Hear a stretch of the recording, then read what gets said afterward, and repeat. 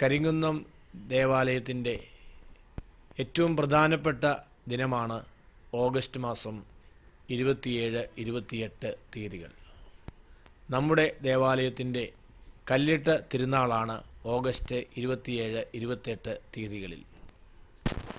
ഈ ദേവാലയത്തിലെ എല്ലാ കുടുംബാംഗങ്ങളും ഈ കല്ലിട്ട തിരുനാളിൽ സംബന്ധിക്കുകയും അതിൽ പ്രസിദ്ധന്മാരാകുകയും ചെയ്യണം എന്ന് ഞാൻ ഏറെ ആഗ്രഹിക്കുന്നു. നമ്മുടെ പൂർവികരെ, മൺമറഞ്ഞു പോയവരെയും ഇന്ന് ജീവിച്ചിരിക്കുന്നവരെയും പ്രത്യേകമായി ഓർക്കുവാനുള്ള നല്ല അവസരമാണ് ഇത്. കല്ലിട്ട തിരുനാളിൽ പ്രസിദ്ധി വിഹിതം 1500 രൂപയാണ്. ഈ കല്ലിട്ട തിരുനാളിൽ നമുക്ക് ലഭിക്കുന്ന ഈ തുക തിരുനാളിൻ്റെ ആവശ്യത്തിന് ഉപയോഗപ്പെടുത്തിയ ശേഷം നമ്മുടെ ദേവാലയത്തിൻ്റെ അനുബന്ധിച്ചുള്ള ഈ ദേവാലയത്തിൻ്റെ ചുറ്റുപാടും കൂടുതൽ മോടി പിടിപ്പിക്കുവാനായി നമ്മൾ ആഗ്രഹിക്കുന്നു. നമ്മുടെ ദേവാലയത്തിൻ്റെ 2 സൈഡിലും ഒരു 11.5 അടി വിസ്തൃതിയിൽ ടൈൽസ് ഇട്ട് മനോഹരമാക്കേണ്ടതുണ്ട്.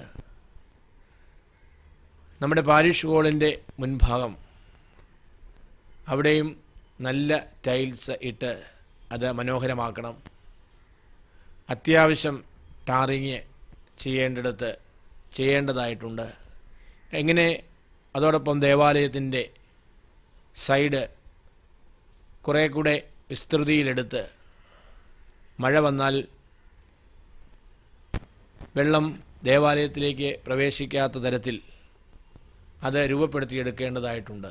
ഇതുപോലെയുള്ള ആവശ്യങ്ങൾക്കാണ് നമ്മൾ ഈ പണം ഉപയോഗിക്കുക. അതുപോലെ തന്നെ സെപ്റ്റംബർ മാസം 1-ാം തീയതി ഞായറാഴ്ച നെല്ലാപ്പാറ കുരിശുപള്ളിയിൽ വിശുദ്ധ പത്താംപിയൂസിൻ്റെ തിരുനാളാണ്. അതിലെ പ്രസിദ്ധി വിഹിതം 500 രൂപയാണ്. ആ പണവും ഈ ഒരു ലക്ഷ്യത്തിലേക്ക് വേണ്ടിയാണ് നമ്മൾ ഉപയോഗപ്പെടുത്തുവാൻ ആഗ്രഹിക്കുക. നിങ്ങളുടെ എല്ലാവരുടെയും അകമഴിഞ്ഞ സഹകരണം ഞാൻ ഈ അവസരത്തിൽ പ്രതീക്ഷിക്കുന്നു.